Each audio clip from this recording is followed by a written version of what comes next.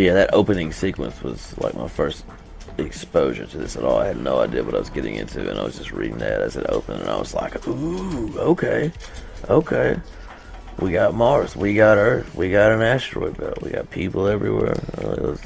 I'm pretty sure the belt they're referring to is the Kuiper belt. That's the inner asteroid belt. Oh gosh, Yes, I should have brushed up on yes, my astronomy before.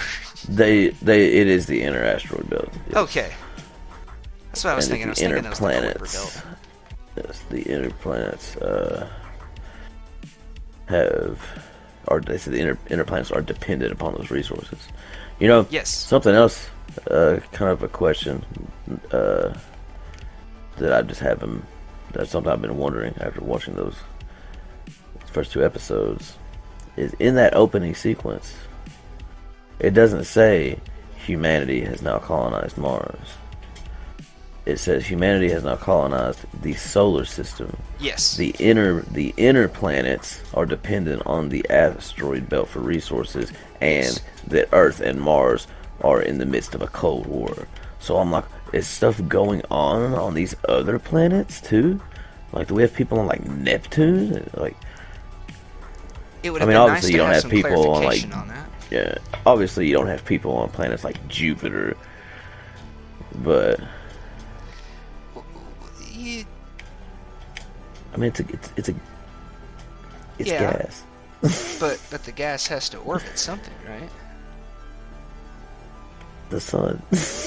Well, no. Think about it. It's contained in an atmosphere. It has a core. It has a solid. True. So there is a solid part to the gas giants, but I'm not sure if that would be considered habitable. But who knows? Maybe there's like a station who knows? down in the gases Yeah. of the planet, floating, swirling Yeah. around. Who knows? Or maybe they've just completely terraformed it. Who knows? This is 22nd century, 23rd. 23rd, 23rd. So 23rd century. for those that are the Star Trek fans, they're in the 24th century. Buck Rogers' father should be kicking around about his tongue.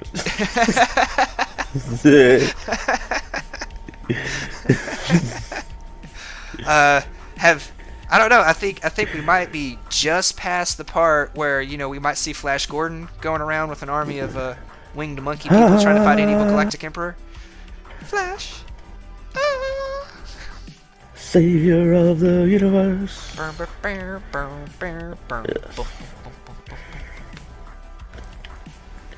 Tom Brady could do that.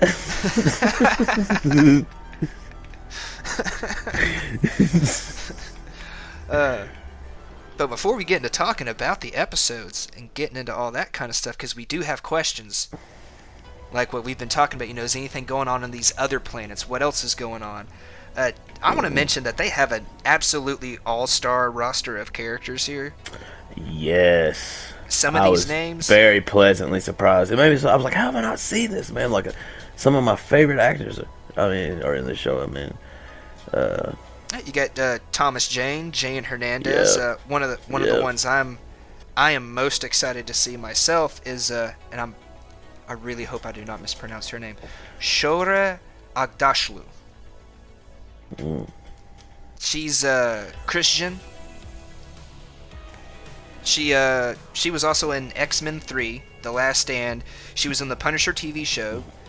She was in Star Trek Beyond as an admiral. My brother clued me in that she was in the TV show 24. My brother's a big 24 fan. okay. She I never really got really into it, but I couldn't. It was too slow of a show for me. But she also does the voice for Mass Effects 2 and 3, Admiral Shalaran Vastanbe. And something, if you're a Destiny player, you'll definitely recognize her voice because she voices Lakshmi 2 of the Future War Cult. And that's one of the factions in Destiny that you can kind of somewhat align yourself with. and you gotta say too, man, like, dude, Tom Jane.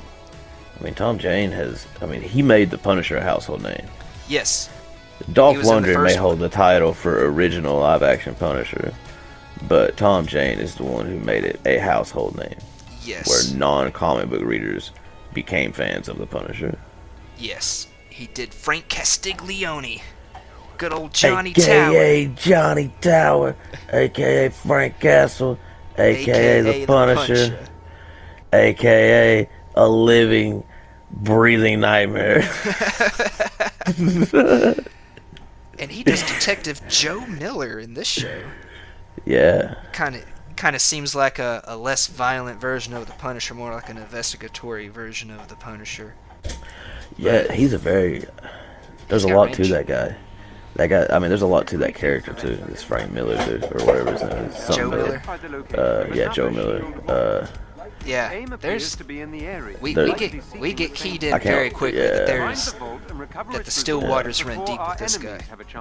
Yeah, like, I'm looking forward to seeing more of him. Well... He's difficult to read, I guess is what my point is, without going into like a whole bunch of stuff. Yeah. He's a difficult man to read. He reminds me of like a little bit of like Denzel from Training Day, but like not as, you know, corrupt. Maybe seems kind of like he knows what's going on. Yeah, yeah, that's definitely part of like he knows shit that we don't know, and you just gotta sit there and watch him and just be like, okay, like, and that's just gotta pay attention. Yeah.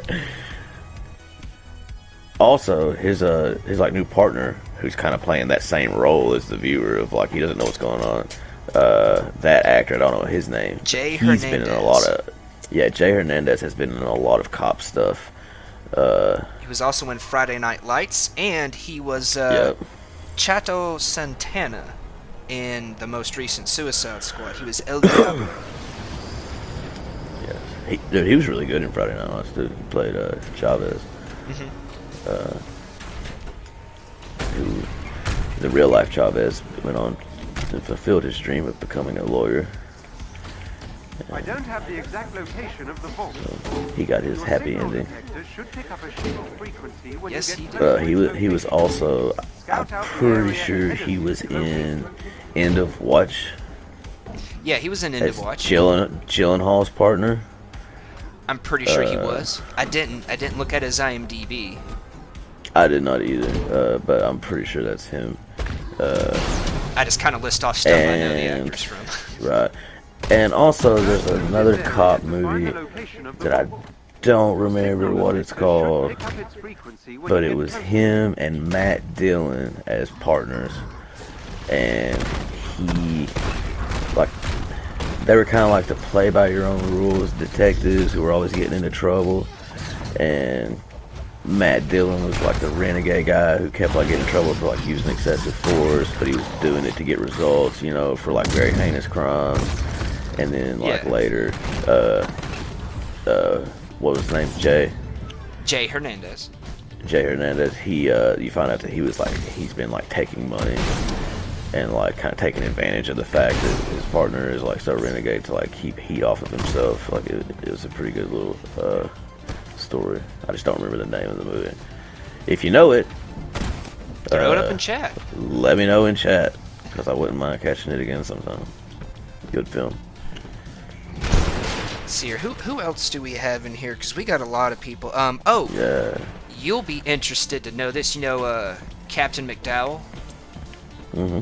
That is Joe Pingue, P-I-N-G-U-E, Pingy.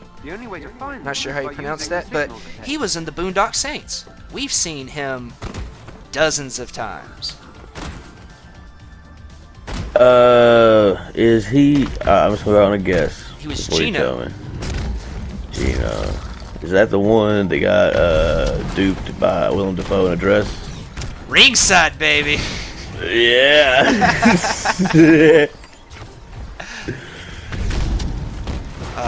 I love his kind of introduction in this show. One of my favorite quotes from both episodes tonight was, "Oh yeah, you guys know that distress call that we never saw, never heard of? Well, somebody logged it with HQ. Some piece of shit do-gooder." Yeah. Now the firm is liable. So we all miss our on-time bonus. Yeah. He's gonna be in some trouble. He is. That's Stephen Strait playing Jim Holden. He's gonna be in some trouble. Right. Scout the nearby area. My favorite quote of the 2 episodes was, "There are no laws on Ceres, only cops." Yep, that was by Mr. Punisher Jane. himself. Detective Miller, a.k.a. Detective Miller, a.k.a. Frank Castiglione, a.k.a. Johnny Tower. When your signal detector picks up the vault frequency, follow it to reach the I vault. don't know, that was one of my favorite There is scenes a from that chest with comic. gear close And by. that was one of my Oh, favorite. dude, it was great. It was so great. This One of was my an favorite underrated little page. Sorry. from my favorite quote from him tonight was when he sees the hamster in the wheel. He's like, "Keep going, little buddy. Eventually you'll get there." Right. Or keep at it. Eventually you'll get there. Yeah. Which I couldn't even tell if that was a real hamster or a real jerk. I don't think it was. I was under the impression that it was like a not. toy. Yeah, it was like just a novelty thing to like, oh, look at that, it's like a real hamster. But, you know, out here in space. Like, like those little robo-dog toys from the 90s. Yeah. See, I kind of Little get that flips. impression, but then I was like, I don't know. Is it real? He's talking to it. Probably not, but I is it? don't know. Well, I don't know that. But I was under that impression. So I just like that line. Keep going, man. Eventually you'll get there. Also, he's not from Earth. No, He's a Belter. but he dresses like an Earther. But yeah, which means that he's got he's into Earth. I would say it's one of his interests, like Earth culture, like the style and stuff. Like he likes it. What's with the hat? Keeps the rain off Keeps my the head. rain off my head. That was. But you're good on a one, too. space station. Right. There is no rain.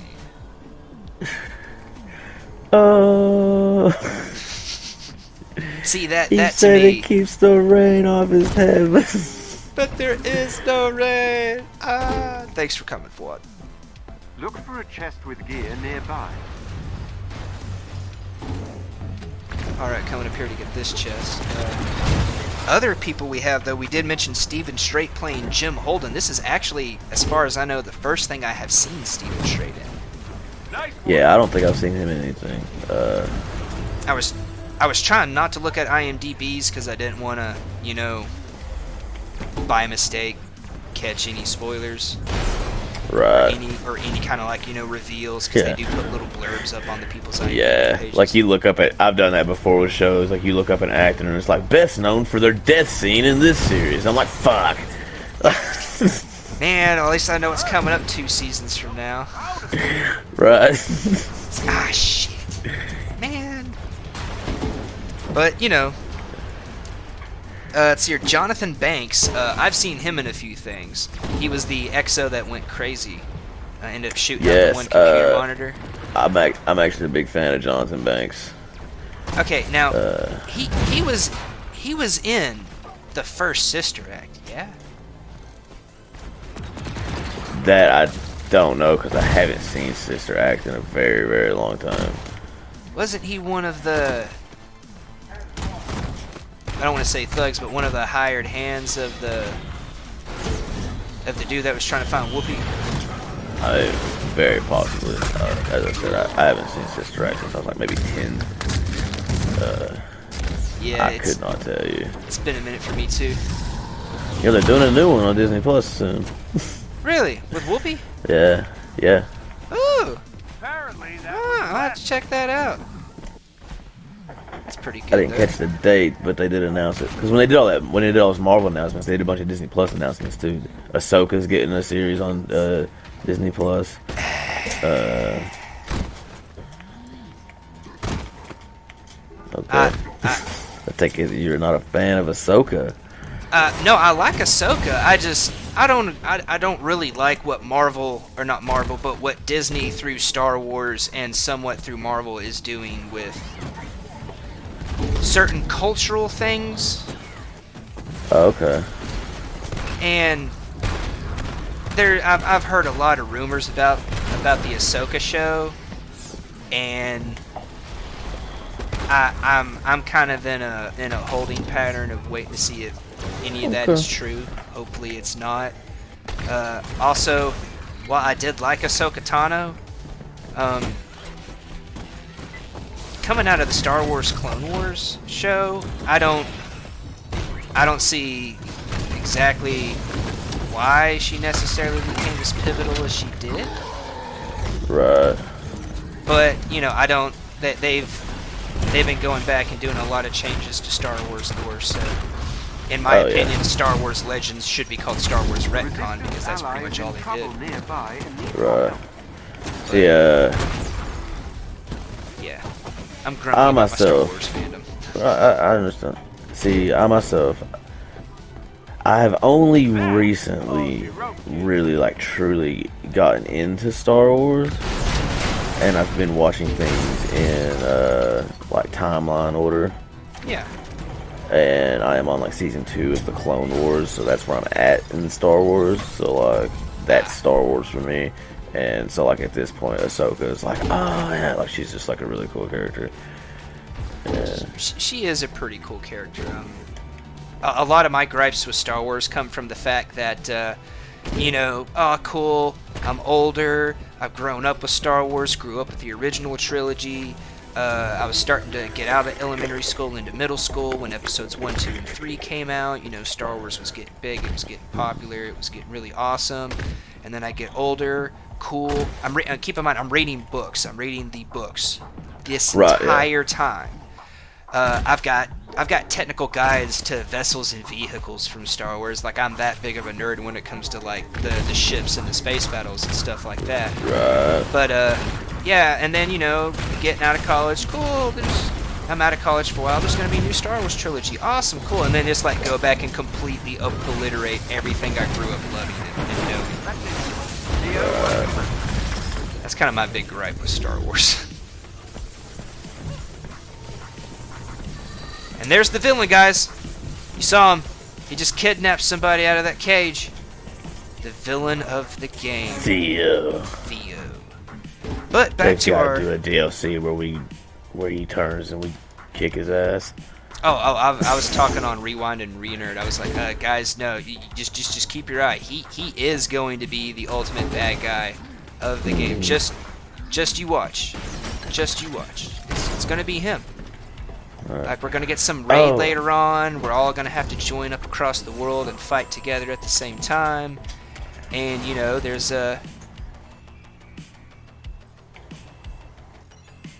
Theo's gonna be the big raid boss.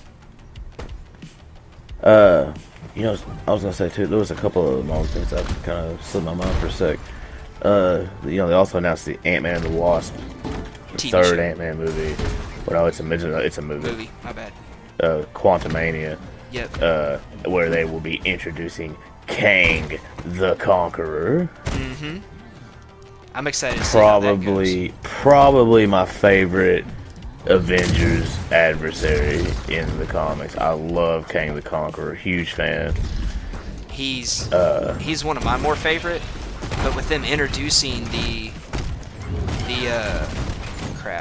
Fantastic Four at roughly the same time, it can't be Nathaniel Richards at this point, can it?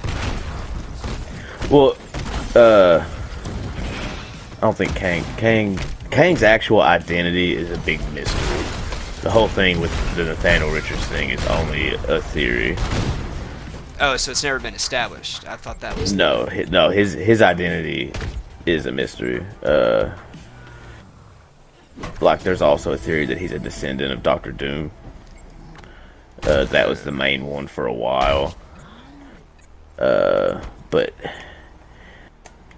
it's just one of those things where it's like, we're probably just never gonna tell you. Like, it's not really relevant. It's just cool to think about, like, who he could possibly be. But it's just he's from very far into the future.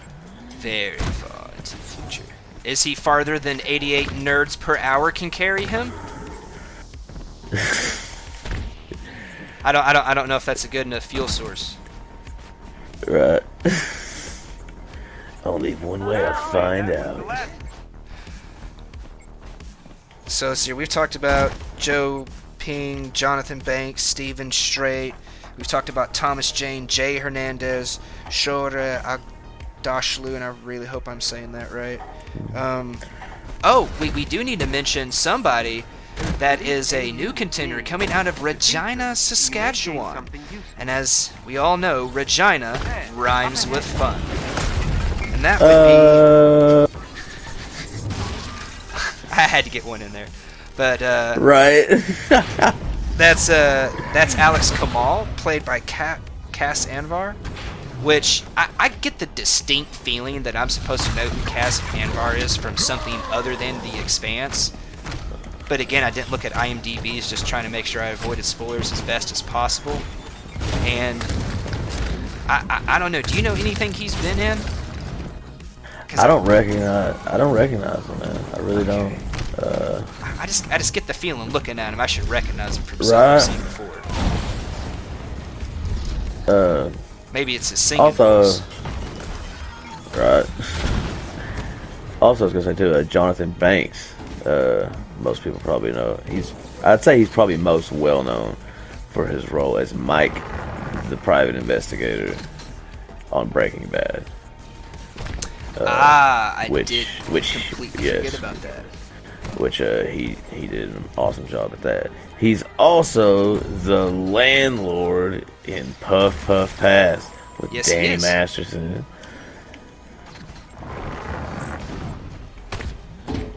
Yeah, I love Mike the PI in that universe, and I love Jonathan Banks. Like he's so cool. I can't believe I completely forgot that he did Mike the PI. Yeah, and then he reprised that role in the Better Call Saul spin-off series also. I haven't yet watched Better Call Saul. It's pretty good. I've heard good things about it. Just haven't gotten into it. I like it. There's some things about it that I like more than Breaking Bad, actually, because it's more of just like about like being a confidence man than it is about being a meth manufacturer. Yeah, it kind of cuts some of the complicated aspects of the show out. Right. Exactly. It makes it a little easier to digest. Yes. Which I think this show is going to end up being kind of like Breaking Bad. There's going to be a lot to digest, because as I was saying earlier, usually my notes are pretty concise for like doing Rewind and Re-Nerd for Stargate, Turn the Page, the Comic Cast. But here, it's like it's like sprawling all across a page. I got arrows going from this part to this part. Looking like a sociology professor. I kind of feel that way, kind of looking at trying to get into everything. I do want to say that the books are based on The Expanse, or the show is based on the books by James S.A. Corey. And the show, if you want to look at the list of executive producers and whatnot, that kind of stuff, I did look at that on Wikipedia, just the full list of them. And there are several directors and producers. So if you want to look at the full list, do go check that out on a website. I have down here that it was, I guess the development was started by or initiated by, but developed by Hawk Ostley and Mark Fergus. The vault remains intact. Or is it Ostley? Complete code verification. I have really gotta love a good party creative team. Yes, I guess they Content is only as good as its team. Exactly, and I think they were kind of, I guess the heads, the leaders, the ringleaders. Two's in the middle. I got 3 over here. One's on the bottom right. 5's on top right. 2, 1, 5. So you got 3 and 4 over there, don't you? Yep.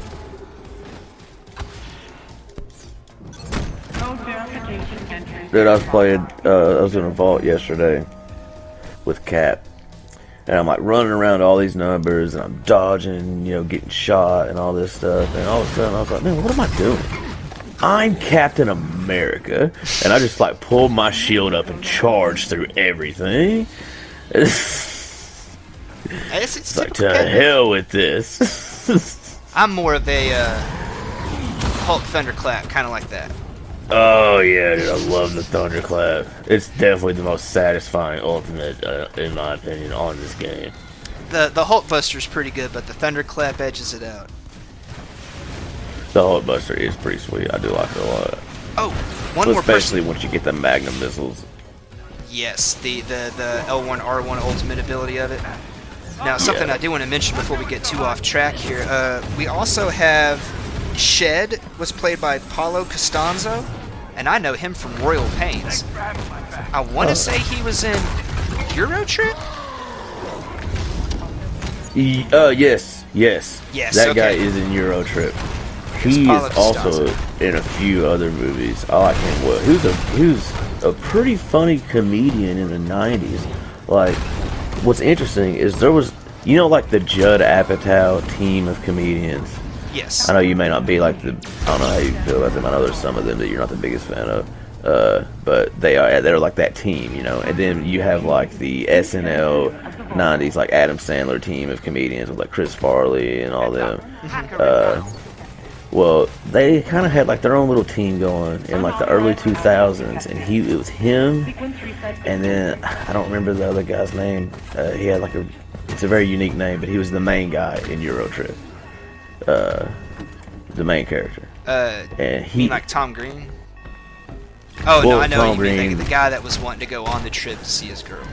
Yeah, like the main character, and he was in. They were all those guys did a lot of projects together. There was a lot of like teen comedy, college movies and stuff that came out in that era, and I mean they were very successful. And then Yes, they were. there was a whole thing about how like a lot of them like dropped off out of the business, and I never really like looked into why or what the story is, but I think it was interesting for me to see him back in the saddle. per se.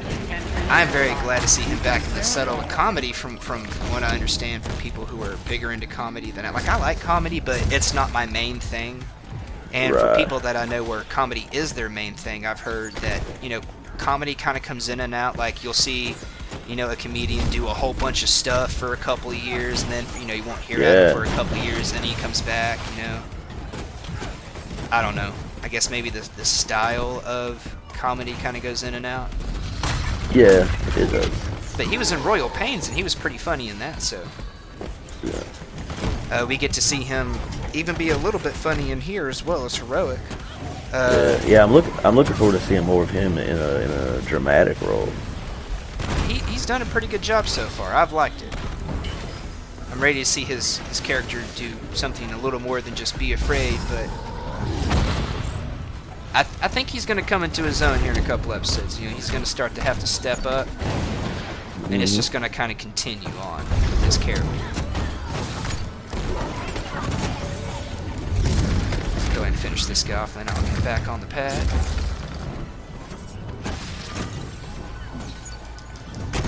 But to get into actually talking about the show and the episodes now, because we've kind of gone over the cast, we've gone over the producers, we've tied in some stuff. We start out by seeing the one actress we haven't talked about yet, Florence Favre, playing Julie Mao. Now, if you How don't is know that who spelled? Faivre. Now, this chick, if you don't know anything about her, I didn't recognize a whole lot. I don't recognize her name a whole lot, but one thing I did recognize it from was Marvel's Agents of S.H.I.E.L.D. She played Sinara, the really, like, super kick-ass Kree chick that was backing up the one dude on the space station. She was like his right-hand woman. And I remembered looking up her name because I wanted to know who played that role. And when I paused to see who was playing, this chick at the start of The Expanse, I saw her name come back up and I recognized it. And I was like, okay, I know who she is. So I'm excited to see what kind of becomes of her, because so far I'm not sure with the events of what we see that involve her at the very start. I'm not sure what's going on with that, but it seems like she's kind of at the heart of everything going on right now. Yeah. with the Expanse. It starts out showing her like waking up in a zero-G environment. She's banging on a bulkhead, so she seems like she's kind of trapped. She's scraping water rations out of a used water ration bag, and I gotta say, I really thought that the water ration like pouch thing was pretty cool. I don't know why. I just thought it looked cool. Like it had like 2 little drops. She like digs them out and they're like floating. She's like, get in the drink. Like that was a nice touch. The cinematography of that was really good. it was very good. And if you were to try to open up a water ration bag like that in space in real life, that's actually kind of how it would come out. It wouldn't just like pour out as necessarily one big blob. It would separate into smaller groups. Right. And like it just kind of showcased too, like how it helps to make the sacred situation almost seem how valuable that water is. Yeah, and it kind of gives a good kind of glimpse as to setting up that she is in a bit of a desperate situation, because I mean, you're sitting there getting, massive relief off of just 2 little droplets of water, and you're cherishing it, bringing them to your mouth in a very ritualistic way. Yeah. But then she gets out, and she kind of meanders through like a space station or a ship. We later learn it's a ship that she's on. And she sees a dead body floating there of somebody in like an EVA pressure suit. And then she's resourceful, because she finds her own torch, cuts her way through a bulkhead into engineering, where she sees that there's an SOS coming from. And once she's in there, it's like she's staring at what I assume to be an engine core. It looks like an engine core from everything sci-fi I've seen, which, it being the engineering room, I'm guessing it is the engine core. But then it's like she sees in this energy field around the core like someone kind of rematerializing and then dematerializing and screaming, and then she just lets out this blood-curdling scream. Which was surprising because, as Sonara, she was very, very quiet. Very and then stoic. Yes, and then it cuts away. And it cuts on over to us getting to see Mission success. life around Ceres. The The belt place, the asteroid in the belt where all the inner planets are getting their water from. Getting it brought to that place in the form of ice, it being converted and, distilled and purified into drinking water. It's used on the station, it's transported around. I'm guessing they can also get air from that as well, because, help him recover information it's ice. that could fill in the blanks. With information recovered from an And we get to see a rather unfortunate accident as one of the characters, Paj, gets his... I won't say he got his arm cut off, more like he got it ripped It was off like his ripped body, off, yeah. floating away into space. That was pretty cool. I liked that. Well, at first when it started following the glove, I'm like, wait a minute, why is it following the glove? Is there's some particular thing that we're supposed to see? So I kind of rewound it a couple of times because I'm like, I'm missing something here. But I was like, oh no, I guess it's just showing it fly off into space. Right. And that's when we get introduced. See, the severed limb symbolizes the loss of attachment to the body. The loss of attachment to the physical, right? Yeah. I like too how like the guy was not even concerned about the fact that he was just dismembered. Like he was all amped up, like to get his new arm. I'm gonna get a prosthetic. I'm gonna, what do you call it, a belter made fake? He wanted a good belter made fake. Yep. He said the Earthers, he can keep their magic jelly. Magic Jello. That regrows limbs.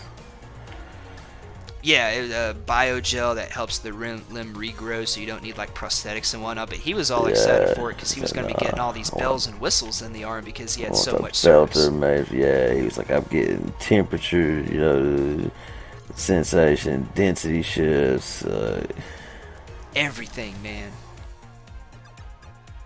Power level 115. You don't have a character high enough to be able to pull that one off, do you? Maybe. I have a Widow at 100. Let me go to an outpost so you can kind of go over your character here, and we'll continue to talk while see if we can get you outfitted for that. All of my characters are between 90 and 100. Except for Kate Bishop. Not all of mine are. I've kind of specialized. I don't know why, but Kamala, Thor, and Widow, they are leveling up in terms of power much slower than Hulk and Iron Man did it. I'm not 100% sure why. One thing I've noticed by running all 6 at the same time, the different characters use different resources to upgrade their gear. Like my Iron Man is taking longer than most because he uses so many nanites. That's probably why I'm so low on nanites all the time, because he's already maxed out. Well, I'm just working on a good exotic build for him without messing up the stats that I've got him set. Yeah. Like 3 of his 4 gear pieces require nanites to upgrade. Okay. I didn't remember that. I guess wasn't paying close enough attention. Yeah. But see, it's like where like Kamala, like I got Kamala right now.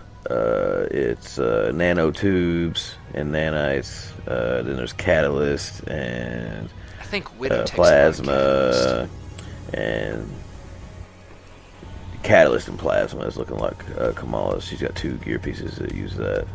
And that would make only kind it looks sense. like it looks like only her melee uses nanites. But I don't know, could they use nanites to fix Pauzer's arm? Oh, I'm sure.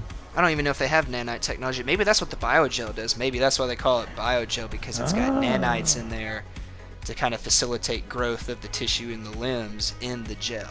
I don't know. Perhaps. I guess we'll have to just get further into the show to see. Right. Now, what did you think about the introduction to the character Holden? Just like his opening sequence, you know, his little scene with his woman, going around, knows everybody. Oh, hey, can I borrow a crowbar? Can I? Yeah, get a crowbar. I guess I got a couple things to say about that whole deal.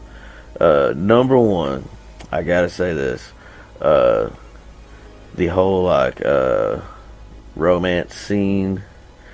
In the zero gravity. Very tasteful.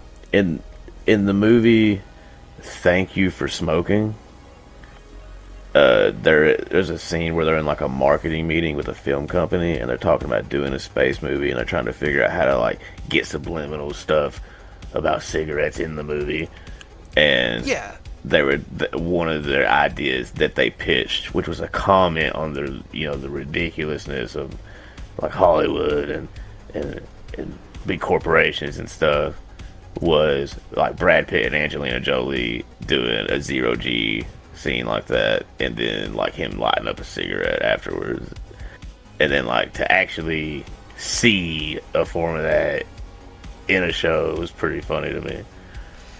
There were a couple of, I don't know if they were smoking apparatus, but they were like, there's a couple of scenes where I saw on the station there'd be like someone in the background, and they were like hitting something that looked like a big elaborate vape pen, and then like blowing out some kind of smoke or vapor or something. I'm not sure if that was like some kind of drug or some kind of like alcohol thing. Like I don't know if maybe that was like a breathing treatment they needed, because they had to have the air filters to scrub the air, and as we saw, good old Mr. Heinrich von Fuchs, aka Death, was not keeping up with his, and it almost killed some people.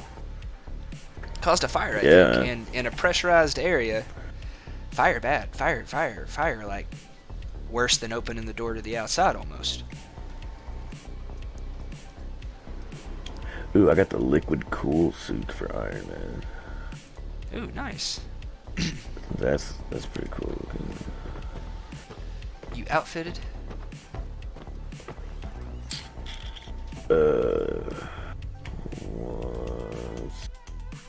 Yes, I'm switching to that suit. Now, me, when it came to getting to see Stephen Straight's Jim Holden come in, you learn that he's the second officer on the ice trawler Canterbury. Captain McDowell, Mr. Joe from the Boondock Saints, he's wanting to promote him XO. He doesn't want it. He seems like the the latent lazy hero. Yes, the Alex Moran or the can't think of another example. The John Shepard, yes, the Jack O'Neill, Yeah. The more I try to get out, they keep pulling me back in. Which he seems like he's kind of like that, He's kind of keep things light, keep his duties light. Yes, and we know that he is from Montana. Yes, well, as far as we know, because as Captain McDowell says, every Earther on the ship has a past they're running from. Yeah. So, maybe Montana isn't really where he's from? Don't know, but that's what we're told. That is what the comment was, but yeah, we don't know the validity of it. Not just yet, no. But, if he is running from something, got any bets on what he's running from? Start writing down some predictions we have here. Dude. Okay, alright, let's do this. And we'll see how close we get later. Let's see. I say he is running from some type of major responsibility. I'm gonna say illegitimate kid, or maybe a little brother or something. And it's kind of like the mindset of oh, this person's better off without me. Okay, so he's running away to avoid responsibility, possibly trying to justify it with "it's better this way" type of deal. Yes, I'm not suitable for this. That's my prediction. Okay. I think...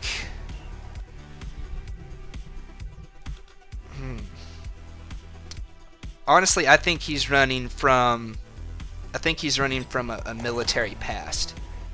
Think about it.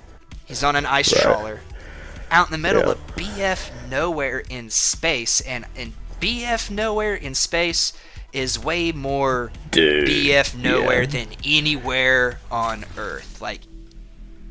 BF nowhere, right? We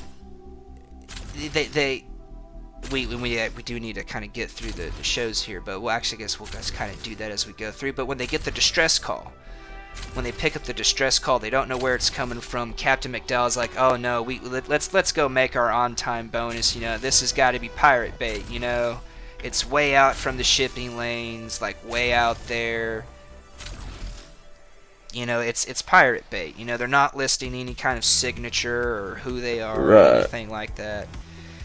And after, it eats at him. It eats at him that they decide we're going to ignore it. We're going to go get our bonus. He originally votes that way. But then it eats at him, and he listens to the call. He retrieves the distress call. He listens to it, and it's a woman crying for help. As best as we can tell, that would be Julie Mao, the character that the show opened up with, that we don't have any clear answers for, that could be tied up in a lot or nothing. We don't 100% know yet. But I don't know, dude. There's something. I gotta know if that was real or if that was just some kind of crazy, I'm kind of going oxygen deprived from, depressurization type stuff. Yeah, man, that was nuts. Do I literally have to be 115 exactly to be able to do the activity? Sorry to distract from the conversation, but yes. What is the activity? I'm gonna bring it up on my war table as well. It's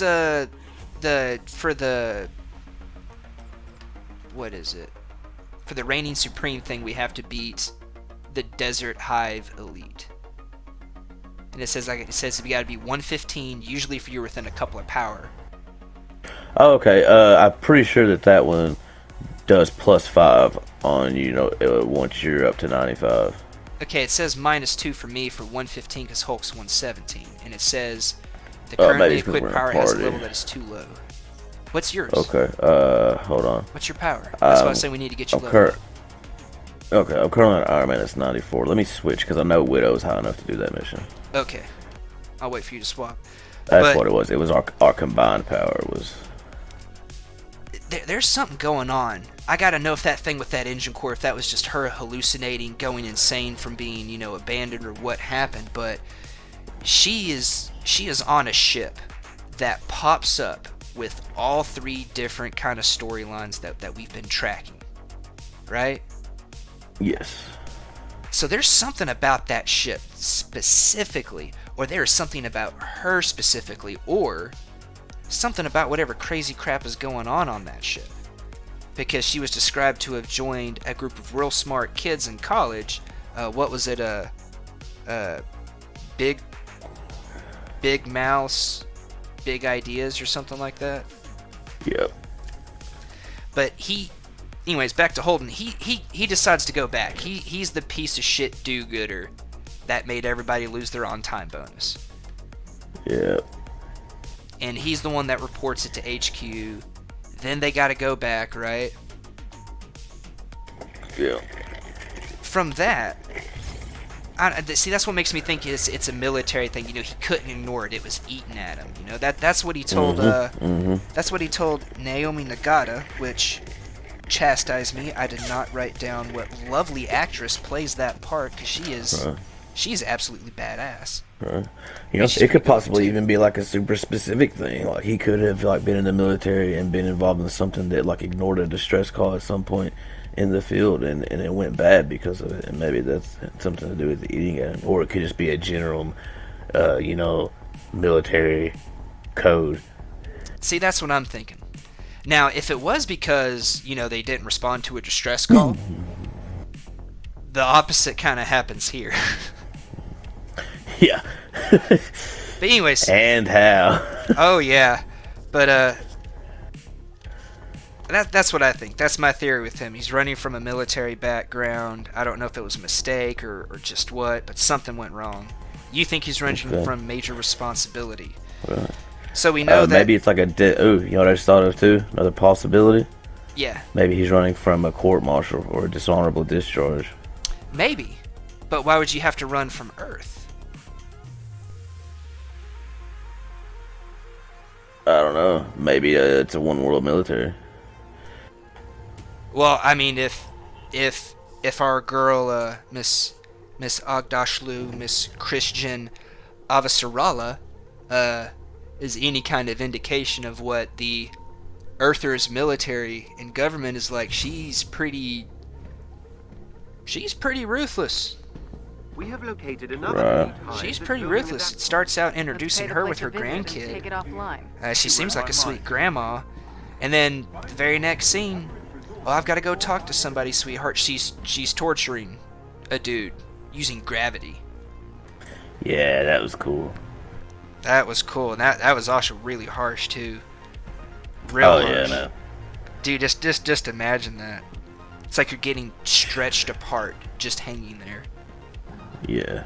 Now this guy that she's interrogating is from the OPA. She says he's an OPA terrorist. Now all I know about the OPA so far is it's not a Mars-related faction and it's not an Earth-related faction.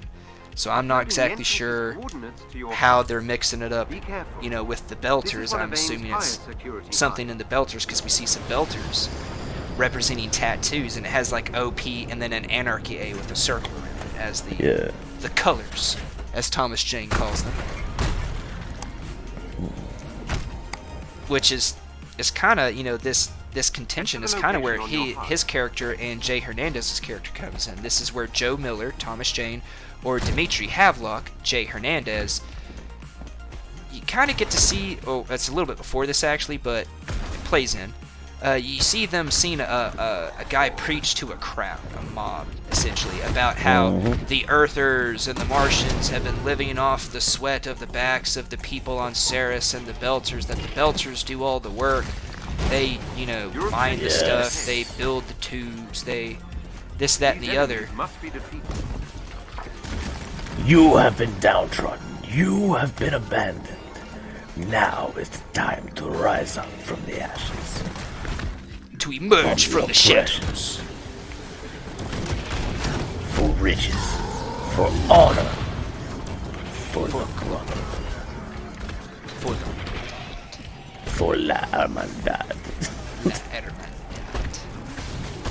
For the Brotherhood. That was X-Men, right? That little speech. No, that's Mag. Oh yes, the Sever opening. It's yeah. And then like it's like the cutscene that opens every time you launch the game, and it shows Saber doing that. Then it switches to Raven, like the ATAC 2000 is the latest, and blah blah blah. And it swaps over to Valkyrie. Yeah. Great game, old game, but great game. Yes. We have a thing for dead games. Oh yes. Yes. I mean we're playing a dead game right now. I mean, don't you know we're playing the dead game right now? They call it the dead game. Yeah, that's what they say. I don't know. Every time we fall in love with these games, man, and then they just apparently then they fail, they die, they stop. I mean, Marvel Heroes Omega, which that's not boding well for the Expanse. Although it has already been out for you know several years, so. Maybe we won't kill this thing. It outlasted Punisher. It outlasted Daredevil.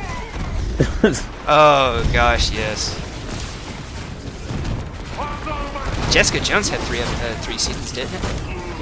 Yes.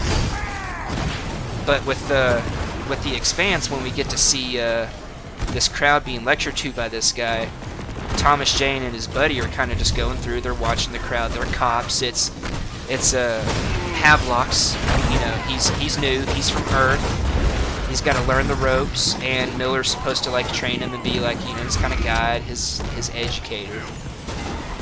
And what does the guy call him? Wewala is what the guy calls Joe Miller's, Thomas Jane's character.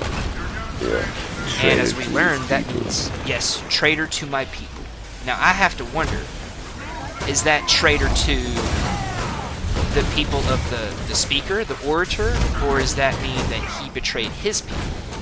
We don't have any clarification on that. I assumed it meant like traitor to the belt. To the belt, to the actual. Because he is a belter. Yes, he's not an Earthling. He dresses like an Earthling. He is a belter, as one dude in a bar says, probably a ward of the station. Because he didn't get good, like bone injection serum or something, and so his spine fused. It was the early days of cheap bone density serum. And a couple of his vertebrae are fused on his spine. Which, that actually looked rather painful. Yeah, it did. I mean, just to have these like two big knots in the back of your neck. Ugh. Yeah, and I gotta say too, if for someone who's into Earth culture and who would possibly be self-conscious about that, that would explain like a high-collared trench coat or duster with a fedora. Yeah, it would hide it up. So what's with the hat? Keeps the rain off my head. Keeps the rain off my neck. Or yeah, my head. Which I kind of wonder about the hat too myself, because you don't see a whole lot of people wearing hats, at least not hats like that. No.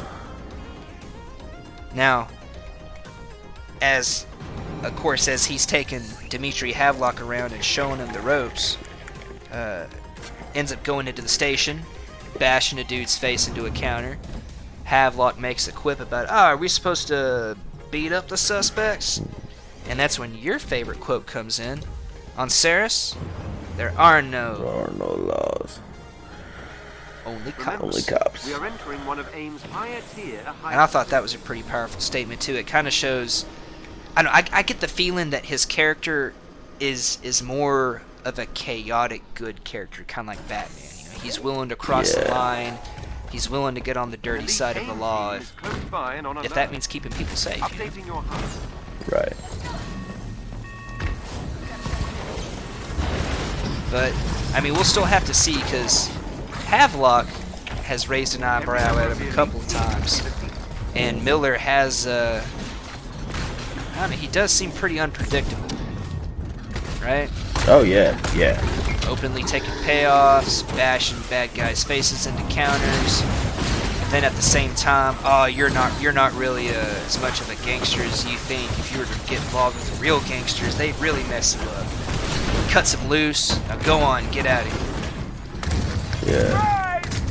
Like, And very not to unpredictable. jump ahead too far, but you do kind of see too that like once people's safety comes into play, you know, it's like, all right, that's enough of that. Yes, like when we have Vargas, that's his buddy that does the payoffs. He owns like the apartment complex or whatever. His air filters were not up to spec, and a fire got caused. And so like he puts him in that Airlock. Starts to Yeah. depressurize it with him in there. he's like, see how important air is? Another enemy. Fix your damn filters. The guy's like, I'll pay you double. It's like, no, just fix them. I really like that scene. That was an Yeah. awesome scene. He's just like, okay, enough of this shit. I've had Yeah. enough, and he kind of channels Frank Castiglione there a little bit, you know. Mhm. Kind of channels It's a that. little bit of the Denzel too from the training days. I run shit here. You just live here. Well, yeah, I'm putting cases on all you bitches. but at the same time, that was more of a corruption standpoint than a benevolence. Oh yeah, for sure. I'm just saying, like, But he definitely does seem to have that attitude. He seems to be. he Like, is I in can't charge. tell. Yeah, like I can't tell if he's part of the criminal underground or if he's really like fighting to stop it, or if he's like trying to maintain like a status quo. Because you know you have crime so bad in some areas and in some time periods that the cops mainly just kind of focused on keeping the violence away from the citizens. You know, Right. it's like keep it under wraps. You know. Yeah. Exactly. So I can't. I'm the law. Yes. I am the law. If you can gain control Which- of AIM's network I don't know. You see some. I can I infiltrate even that see some security. kind of cyberpunk dystopian future type of aspects coming in from like the Judge Dredd series Oh on yeah. on Ceres a little bit here.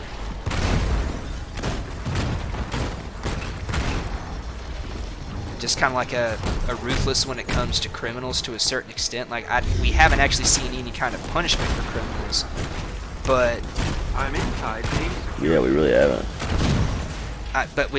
there's been a couple of references made, and I don't know. None of it sounds like getting thrown in a holding cell and oh, I got to spend 24 Right. hours or some crap in there. No, it's. I seems way feel worse like than something. I feel like something that's gonna come into play or get revealed at some point is that I bet like to actually punish someone for a serious crime, unless it's like an execution or something, is probably like a huge hassle in that environment. Which is why they probably let the cops kind of like, you know, man, just do what you gotta do to keep the shit straight. that. I could see that. I don't know exactly how much of a hassle it would be, because you know, if things get heinous enough, just toss them out an airlock. In my mind, you know, that seems pretty Right, simple. that's what I'm saying. But you also don't want to go about it like in the 100, where like in the 100, I don't know if you've seen that show, but every single crime is the punishment is death. There was a planet like that they visited in Star Trek: The Next Generation. Wesley Crusher accidentally breaks the law, and the punishment is always death.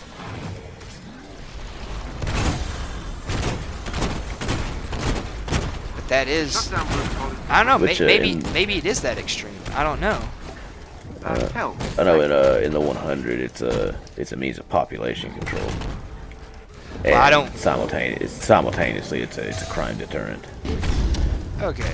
At the same time, I don't really think they're too worried about population control in Ceres. Right, for sure. I'm just saying, like, that's why I'm saying they wouldn't really want to do that. Like, they have workers, they have workforce that's needed, they got shit to do. The 100 was mainly just about, like, we got to keep humanity limping along, you know. This is the best way to do it. Yeah. To a certain extent, though, it would be a really it would basically be playing with fire on a space station like that. You've already got I'm this inside AIM security. this kind of dysentery between, you know, oh, you got the Mars and you got Earth, and they're just using us, this, that, and the other. And then by the end of it, you know, you're having to sit here and worry about these 3 different factions on this station. And I'd have to say, where in the beginning it said all it takes is one spark, it kind of seems like all 3 of these different storylines that we've been tracking throughout the show so far are powder kegs waiting to blow. Oh yeah. Just like, I can't tell if these people are wanting the Cold War to end and to go to war, or if they're actively trying to prevent it, or if, of course, they're just all in their own angles for their own stuff. But it seems like everything is like ready to blow. And that's why I was kind of hoping that we're going to be getting some historical context coming up, because we don't know what brought, how is it stated? Oh, let me dodge here. How is it stated? I've reached AIM security network. For decades, tensions have been rising. Earth, Mars, and the Belt are now on the brink of war. Like, what were those things? How did tensions rise? Right. I'm assuming that Mars becoming its own independent military power just in and of itself probably was a big thing. I would imagine so, because if humanity has colonized the solar system, then every single one of these people, every single one of them is a Terran. Right. It's just, you know, we're expanding, we're living out in colonies and whatnot.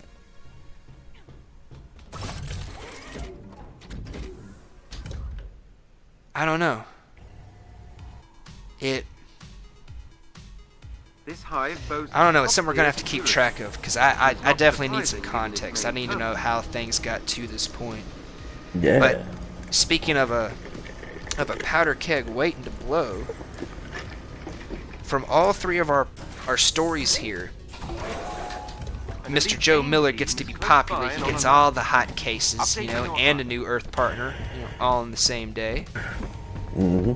We have our, I guess, to-be XO leading the team over to check out this ship emitting a distress call. And we have, well, we have our girl, Christian. She's somehow, as the guy says, 2 steps away from leading Earth. And she is not accountable to anyone, and she seems pretty hell-bent on having some beef with the OPA. Oh yeah. So all these are just waiting to explode. And Now, you know, she's obviously not too fond of Mars either. well, no. The OPA, though, she believes is like a terrorist organization that is allied to and helping Mars. Right. I know that was a big concern of her. She's like, if the Belt and Mars join forces, If they start that's sharing a going to- toothbrush. yes, if that's going to be an issue for Earth. Oh, a She's huge not issue. going to allow that to be. We'll have to see if she succeeds. Because so far, I'm not... It doesn't seem like Mars is really on anybody's side. Yeah, I mean, it doesn't. they 'cause, definitely seem like the renegades of the system.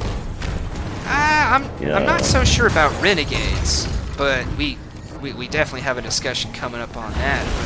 The thing that ties everything together is what we saw with Julie Mao in the very beginning of the episode, right? Right.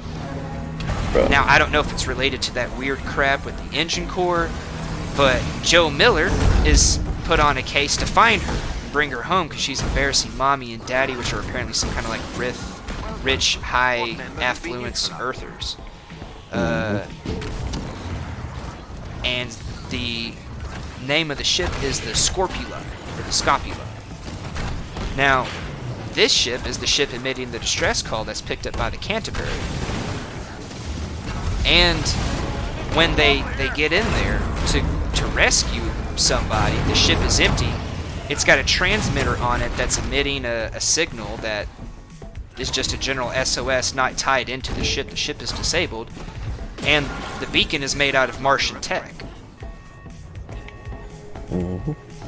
And while they're there, they go to leave, and This is what is intriguing me a lot. A ship pops up out of nowhere. The Canterbury cleared the team for, what was it, 100,000 clicks? Or 50,000 clicks? 60,000 clicks? Something like that? 100,000 clicks. 100,000 clicks. Or maybe 50. I don't know. Several. And then this clicks. warship pops up out of nowhere. Everybody's like, what? How did they do that? Oh, it had to be stealth tech. You know, the Martians have stealth tech. And then it fires on the Canterbury. You're made to believe that it's firing on the Scopuli and the crew from the shuttle pod that's over there. But they fire on the Canterbury. This creates this so far has been one of my favorite things that I've seen. When the ship actually explodes, a blast wave of its debris is sent out, which the crew identifies as a massive hazard. Now, you know, you're sitting here watching, you're watching Star Trek, you're watching Star Wars, you're watching Battlestar Galactica, you're watching Babylon 5, you're watching, you know, Stargate. Ships explode all the time in space. It's like, oh, it exploded right next to us, you know, no big deal. They were over 50,000 clicks away from the ship when it exploded. It was trying to perform evasive maneuvers to pull away from being attacked by the Martian stealth cruiser. And then the blast wave travels over 50,000 clicks, and they have to run to the other side of the asteroid that the Scopuli was on, still continue to try to get away from it, and are damaged in the attempt. That is an explosion in space. Yes. And it is very nice to see that, because, you know, you've always got all this James Bond type of explosions in space, you know, hokey, bad whatnot. television. That's the answer for this. You see this in bad television. Little assault guys creeping through the vents, busting down through the ceiling. Professionals don't do that.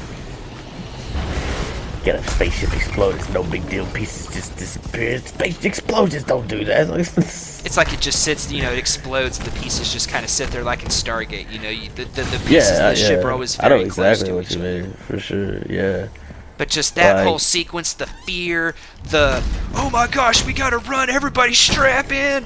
Everybody's like freaking out. Yeah, those are fucking explosions. Well, I mean, imagine standing right next to a Mark V frag grenade when it goes off. That thing's got a blast radius of like 10 meters. Yeah. That's essentially what happened. Yeah, man. Absolutely.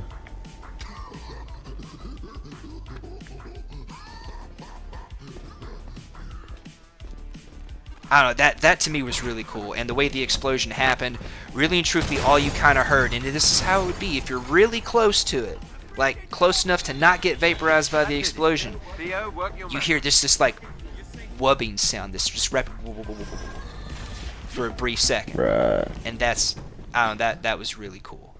I also really liked the scene where, oh hey guys, we're gonna have to respond to this distress call, so prepare for high G maneuvers. You know, sit down with like, you know, your anti-G, you know, drugs and whatnot. Strap in, and then everybody sits down. Everybody puts in like mouth guards. Everybody clenches and like straps in this like crash wave, and they have this drug start pumping into them at a high rate. Prepare for high G maneuver. Prepare for flip and burn. Oh, dude, that would be so cool. It would. And the maneuver was cool too. It was just like, yeah, they just literally flip around and fire the jets in the opposite direction. Yeah. You know how Superman, we like to talk about that Superman meme of, oh, what if I just moved the Earth out of the way? If I had a wheel, I couldn't tell you everything wrong with that. And if you've ever tuned into Nerdist's segment Because Science with Kyle Hill, where he does this little episode where he talks about what would actually happen in real life physics if Superman were to do that. Imagine that on a small scale in a pressurized metal tube, and that's essentially what they did. They 180 the ship while it's still traveling in the direction it would be traveling, and then they fire the jets in the exact opposite direction. The amount of G-forces would... I'm surprised nobody died from it, in all honesty, but, you know, sci-fi show, they probably have some kind of inertial dampening technology or something. Maybe it's also just because, you know, I'm a big sci-fi ship nerd, space battles and whatnot, so maybe it's just because it involves ships as to why I thought that was the two coolest moments of the episode. Yeah, it was definitely really cool. I liked it a lot. I had to nerd out there for a little bit. I'm sorry, but after the Canterbury's It's destroyed 88 nerds per hour. Hey, yeah, we got to blast for it at least 88 nerds per hour. You know, maybe if we're feeling dangerous, you know, push it up to 89, maybe 90. That could, you know, if we got a death wish. Hey, that could be the tagline. 88 nerds per hour. Prepare for flip and burn. You know, I'm gonna have to. I got some ideas now. Right? Prepare for flip and burn. Dude, I would not actually in any way want to experience that in real life, but that would still be so cool.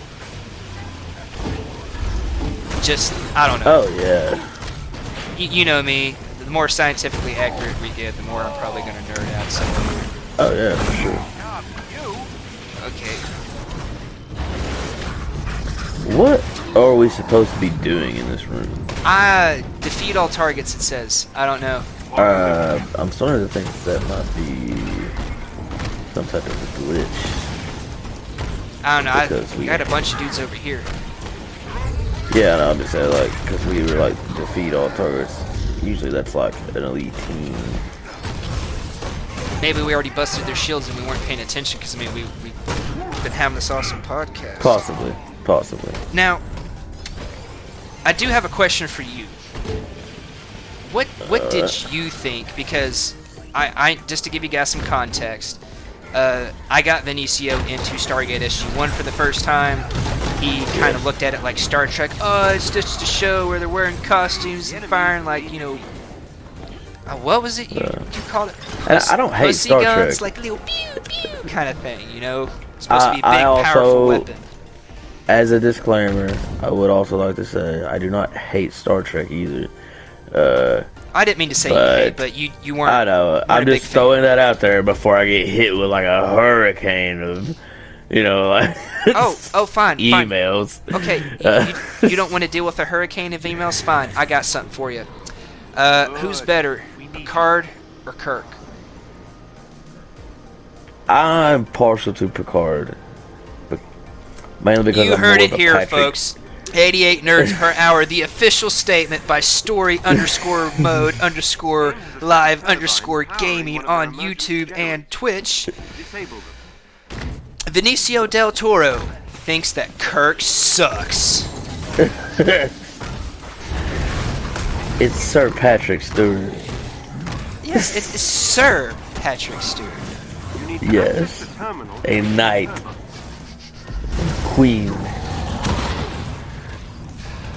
But anyways, But I was just gonna say, I've just never been a huge fan of the concept of like little key fob guns.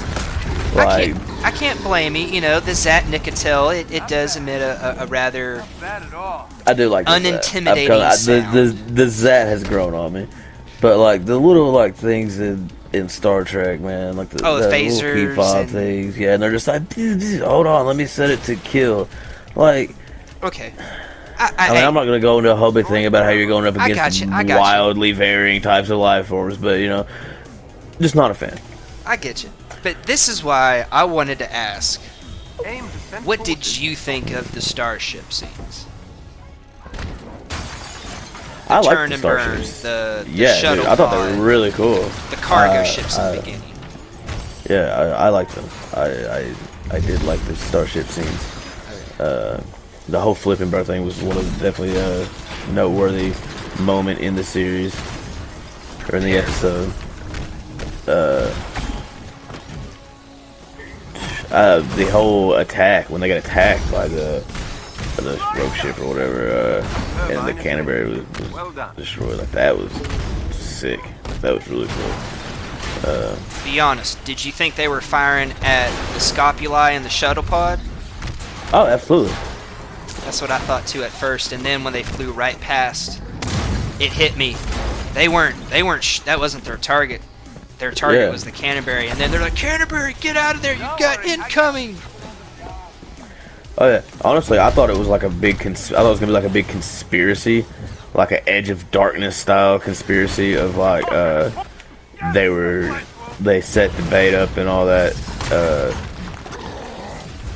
Basically, some elaborate crap to kill, the little activist girl. I for sure thought that they were the target. I did too. Turbine destroyed. What was, since we're coming up towards the end of what happened in the episodes, and just to finish that up here real quick, after their ship is destroyed, our little crew from the Canterbury, which consists at this point of Holden, Naomi Nagata, Alex Kamal, Amos Burton, and Shed Garvey. They have to figure out how to repair their ship and survive, so that way they can get contacted for somebody to come rescue them. And that's when this ship comes back. The same ship that destroyed the Canterbury, fired on the other ship, disabled it, and we're assuming is somehow tied up with Activist Girl in some way. Yeah, they set up a distress beacon, right? Yes, they identify it own. as Martian technology. Yeah, but I mean like the people in Scopuli. Yeah. Once they're stranded, they're like, well, we might as well set up our own distress beacon, And I'm sure they use the same transmitter, but the same ship that attack comes back. We're like, hey, they're like, shit, it's them. It responded to their distress call. Yeah. Now we learned that this is, and I have it wrote down here. We learned that this is the flagship, the Donager, of the Mars Congressional Republic Fleet. Yes. And this thing, it looks pretty big. I haven't gotten a good look at it, but we know it's outfitted for war. It's the flagship of the fleet, and it's Martians, which is really weird to be seriously talking about Martians and not referring to something like Thor's race. Yeah. But the Martians, and I don't know, as best we can tell, our girl Christian's fears are coming true, and Mars is breaking the Cold War. Now, something to tie in, when she was interrogating her terrorist, she's like, we know you had illegal stealth technology, and that he was trying to steal it. She calls this stealth technology the Holy Grail, and I'm guessing that's because, like we saw with the Canterbury, a cloaked ship like that can literally pop up out of nowhere, rather than like, oh hey, it's cloaked, but you can see the distortions as it flies through the air, or you can hear it, or you see the effects of its engine, like if you had a cloaked Quinjet, it would still have all the stuff blowing across the ground from the engines. This is just it's there, or it's not there. Clear for 50,000 clicks. Yep. Oh, dude. I mean, they nailed, and if you notice, they nailed the Canterbury on one of the smaller parts of the ship, causing it to split in half and explode. I'm not sure how good they were called torpedoes on the radar tracker. I'm not sure how good their tracking tech is, but dude, one shot your opponent from over 50,000 kilometers out. That's like quick scope. That's like a quick scoping, long shot, headshot from the prison to the dam on Verdansk. Yeah, bro. I'm not even sure if that's actually physically possible to do. There might be some actual terrain in the way there, but I mean that's the equivalent of, there is. That's I don't think you have a scope powerful enough to see that far. Only if you think about it, on these ships, in a space combat, they wouldn't either. All they have is your IFF. Yeah. So I mean. Yeah, man. And if you can dupe your ship's IFF signal, I mean, make it think you're one place and you're not there. Talk about a whole new, meaning to the term rope-a-dope. Yeah. I gotta say too, Holden went with a pretty ballsy move as they were getting, quote, rescued by the Donager, by recording the statement on the computer. He seems like he doesn't think. Yeah, he's a man of action. He's a man of few thoughts and many actions, but who was it? Cass Anvar, Alex Kamal, guy with the headphones, which I like his beard. I really like his beard. He needs to work on the singing a little bit, but I like the beard. They were all trying to warn him, like, dude, you know, the jammers, man.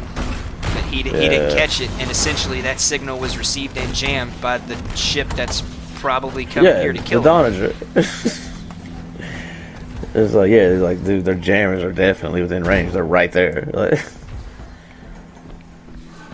you're gonna get us killed. And nobody seems to like him. Everybody's backing up Naomi Nagata.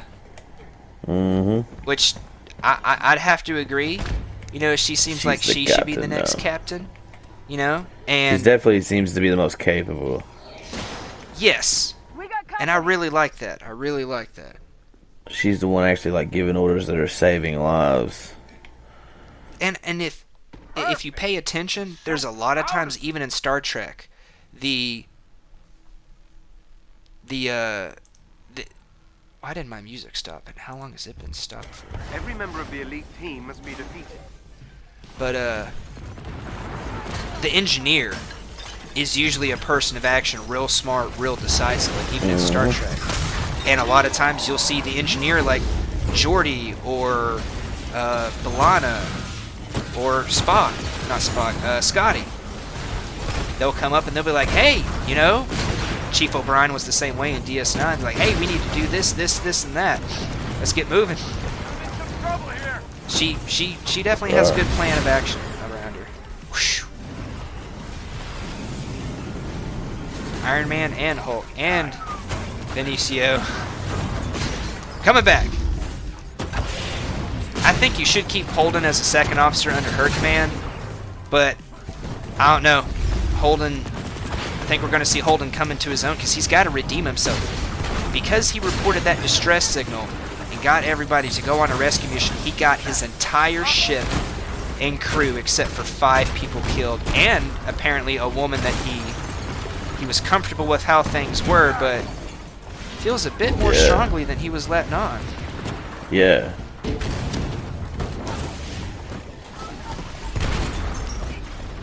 All dead.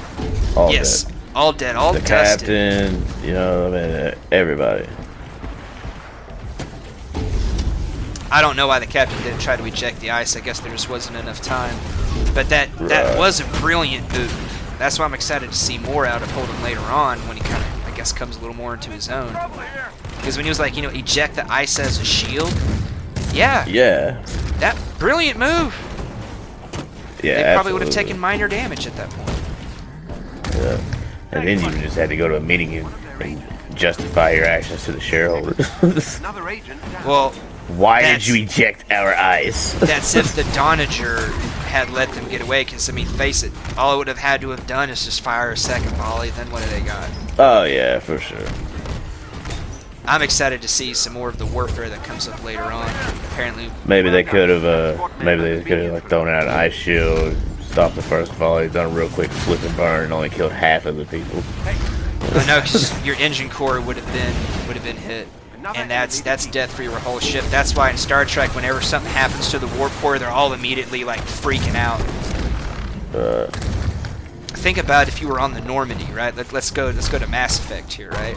Think about if you were on the Normandy SR1 or SR2. If that engine core exploded, which, if you kind of think about it, if you did you ever play Mass Effect 2? A little bit. I never played all the way through it, but that was... The opening scene? Yeah. Very similar to that. So everyone's still probably gonna die.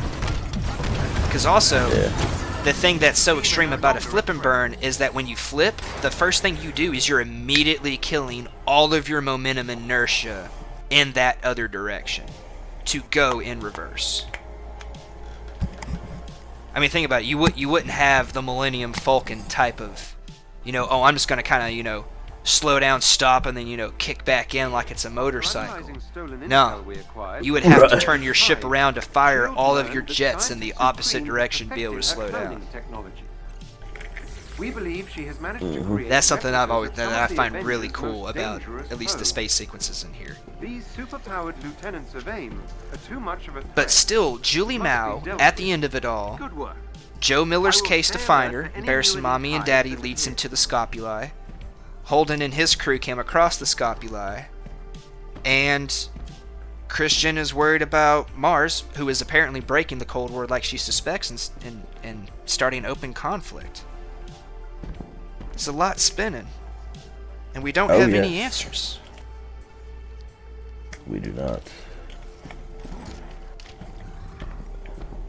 Anything you want to tag on? Let me check my little notepad here. If there's anything we didn't cover. And I don't know, mainly I'm just feeling remiss because I do not have, I don't know, I really like Naomi's character. I hope she's not Right. short-lived. Oh yeah.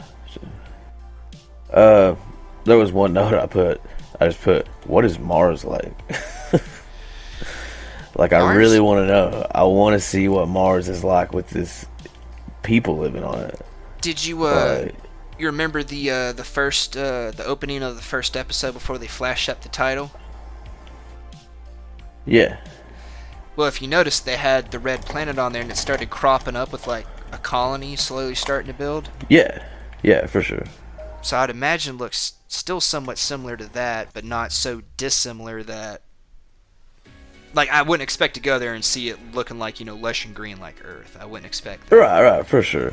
I would still I'm expect just- it to look I'm Mars. just curious about it. Like, I would like to see Mars more. Which I'm sure we will. Hopefully so. I mean, we got a whole another 5 seasons. Well, as of December 16th, we're going to have a whole nother 5 seasons. Yeah.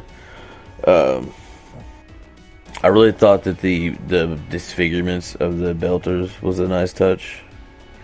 Like the long Yes. bones. That is something I kind of glossed over. That is a very good touch for him. What does it remind you of? What does it remind me of? It reminds me of, like, like body modifications out of like Mad Max. Right. And I'm talking the Mel Gibson Mad Max. Yeah. But yeah, that's kind of what it reminds me of. They're like they're. I don't know. It would seem very similar to me as the not the Immortals, the guys from Titan. They got the movie coming up.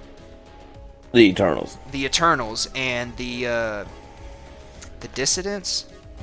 I don't know anything about the Eternals. This is gonna be all. It's the evil mutant people.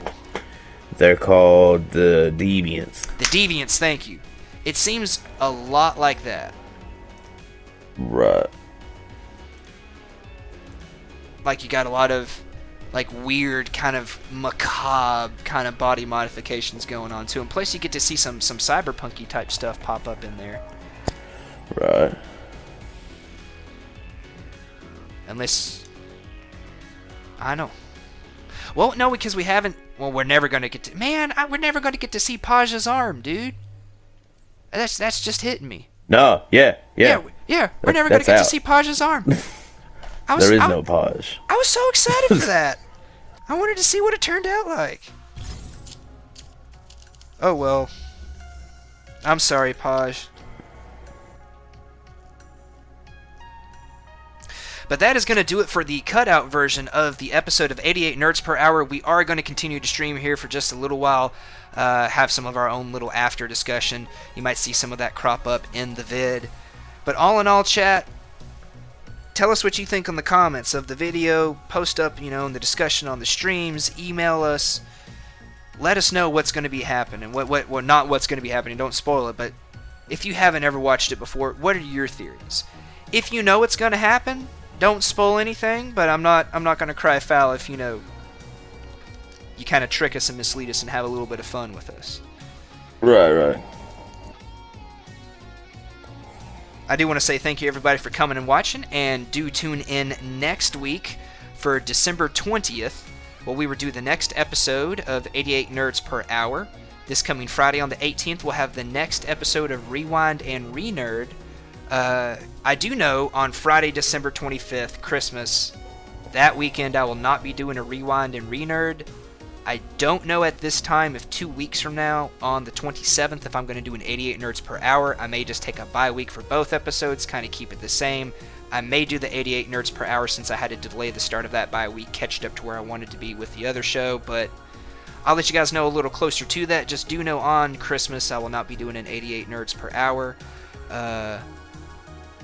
Vinicio, since we have you on here guest co-hosting, when's the next episode of Turn the Page? Ooh. Do you have anything looking like it's going to be this week, or? Possibly. I just finished editing the cutout version of our Marvel Knights finale of Turn the Page. Mm-hmm. It will be uploaded later today on our YouTube channel, Story Mode Live Gaming, if you'd like to check that out. Yep. I gotta say, just personally, like, it's weird, just like with, when you look at like your own content, but like for a while I was like really partial to like the cutout versions of that cast, and now I'm leaning more toward like I really like the live ones. I always try to make the live version as close to the cutout version as possible. Right. Because see, like, I keep my cutout versions under 60 minutes. Oh, I get you. That's like part of it. It's like a little zipped up package. And the live versions, as you know, are kind of open ended. Mm-hmm. And so I mean, like, there's a lot of stuff that like it's like, man, if you're only catching the cutout versions, like, you're getting some really cool stuff. But you're missing out on some really cool stuff. You're missing some cool stuff too. Which the same can be said if you're only watching the live versions. But I can understand not wanting to watch the same thing twice. Yeah, I can understand. Some people it's probably easier maybe to catch swap the up cutouts here, than maybe the live version. Maybe swap up here and there. If there's an artist you like, check out the cutout version. Or if you're into the game we're playing, check out the live version. But yeah, point is, the cutout version of Marvel Knights finale, Turn the Page, will be uploaded later today. I just finished it. Alrighty. So, what are we looking at for the next episode of Turn the Page? Maybe later this week, depending on schedules. Possibly. All right. Well, everybody, just stay tuned for that. Take a quick break. Definitely right within the next 2 at the most, for sure. Before Christmas. Before Christmas, we'll get into it. We'll introduce it. All right. Well, be looking out for that, everybody. I know Vinicio will keep you informed, as he will keep me informed once the final date is ironed out for when we will start the Century. Correct? Yes. Have you been reading the material? I have not gotten into it just yet. Ooh. How many? 5 issues. First 5.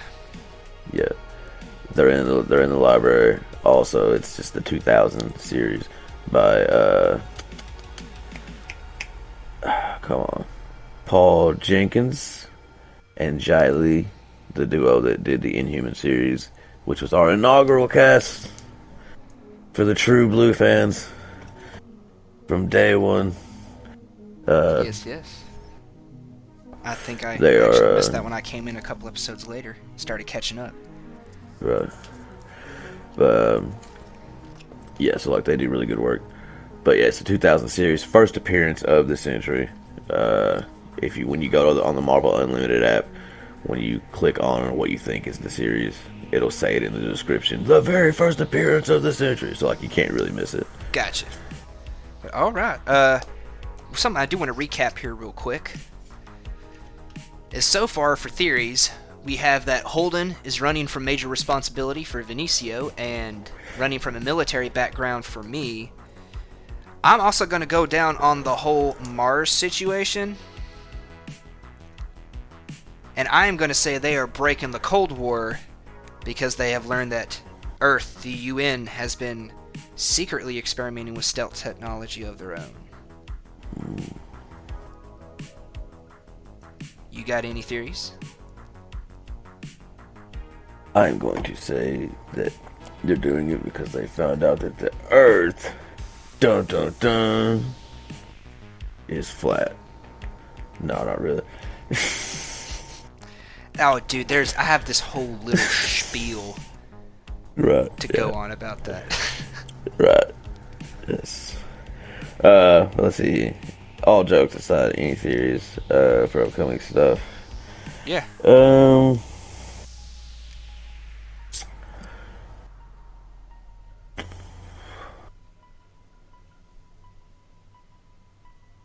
Alright, I got one.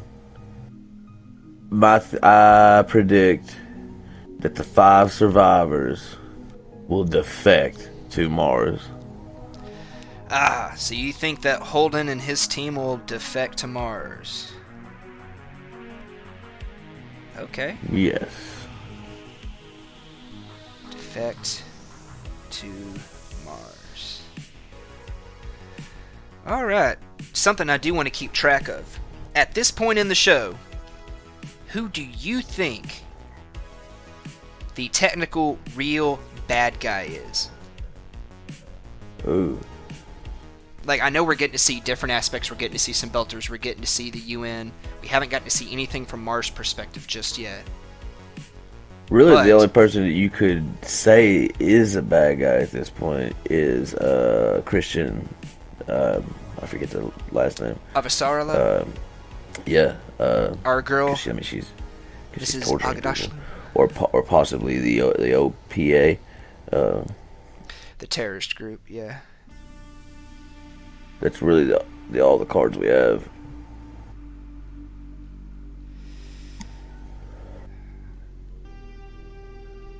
Me, and I think this extends from back in the day, from back before the show, right? This is just a theory I have, and I'm just operating off of what information I have. This is going off of like little news tidbits I've heard in the background, you know, people talking about this, that, the other as characters are walking by. But Earth has been set up to be this ultra elitist group, the UN. Mm-hmm. I think whatever happened, Mars became an independent military power after seceding from the UN because of some kind of imperialism. Yeah. See, that's what I was thinking too. That's why I said that about the defection. So you think they're going to defect because they discovered the UN's the bad guys? Yeah. So I'm going down as thinking that the UN is the real bad guys here. You going to go down for anybody, or? I guess that's what I would say too. I was thinking that woman was part of the UN also. Christian Avasarala? Yeah, because she's like very high up in the ruling and the powers that be, you know. As her buddy reprimanded her for using grav torture, which is specifically prohibited. Yeah. He's like, yeah, you know, somehow you're 2 steps away from running Earth, and you're accountable to no one. How did that happen? Right. I don't necessarily think she is like the bad guy. She definitely seems on a trip. But right. That's why I was hesitant to say her, but just with the limited information that we have, it's like she's the only one that's being construed that way. She is being construed to be somewhat evil, I guess, from a certain point of view. But I specifically think it's the UN, not her, but the government itself. Right. Yes. I think Yes, I think they did something way back in the day. Yeah, I would second that. And this caused Mars to secede. I don't know how Mars has stealth technology and the UN doesn't. You know, you would think that, you know, if they're their own colony, and they were a former colony of something's Earth, going on. Yeah. So something's going on with stealth tech too, because like the courier stole stealth tech from Earth. Or he was transporting it. something. Right. So they have stealth tech, and that's why they had him, because he was trying to get it from them. And so, Again. is that better stealth tech than what Mars has? Is that the same stealth tech? Did Earth have it first? Did Mars have it first? Don't know, but Christian does call it the Holy Grail. And Yeah. there was another reference, and I forget who referenced it, but there was another character that referenced it as the Holy Grail. And I'm kind of wondering, why is it the Holy Grail? Right. Simply because you can literally appear, well, seemingly appear out of nowhere. Right. I don't know. Hopefully, But if both sides have it, hopefully the Romulans, who are not too far away from us, all things considered, in the Alpha Quadrant, hopefully they won't have an issue with Mars having stealth tech. right. It's a Star Trek joke. I'm sorry. I know you probably. Yeah, I know. I'm aware of the Romulans All right, so and Romulan L. the UN for Vinicio and Moorcat.